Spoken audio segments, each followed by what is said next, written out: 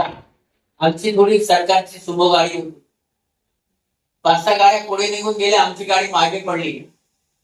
पुढे दगड टाकली होती आणि तिथं तोडव. त्याने आम्हाला अडकलं. अडकल्यानंतर आम्ही खाली उतरलो. मी त्यांना सांगितलं, बाबा आमच्याकडचं सगळं घ्या, पण आम्ही ऑपरेशन करायला चाललो आहे, तुम्ही आम्हाला मारू नका. काय जे जे पाहिजे तेवढं घेऊन टाका, काही ठेवू नका. आमच्याकडे गळ्यातलं घ्या, आमच्या खिशातलं घ्या, पैसे घ्या, सगळे घेऊन जा, पण आमचे हात पाय मोडू नका, कारण आम्हाला ऑपरेशन करायचं. आम्ही त्यांना द्यायला सुरू पण केलं. तेवढ्यामध्ये त्यांचा जो मुख्य होता तो थोड्या अंतरावर बसला होता. त्यांनी त्या बॅटरीच्या प्रकाशात माझा चेहरा बघितला आणि तो पळत माझ्याकडे आला. तुम्हाला डॉक्टरला हाने का? म्हणलं हो. तुम्हाला आणि ह्यानेच माझं ऑपरेशन केले म्हणून मला दिसतंय.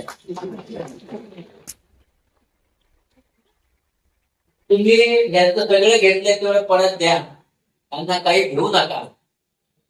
आणि त्याच्यानंतर पुन्हा सांगितलं की पुढे पण चोर आहे, हे तुमच्याबरोबर येतील, त्या चोरांनाही सांगतील आणि तुम्हाला काढून देतील.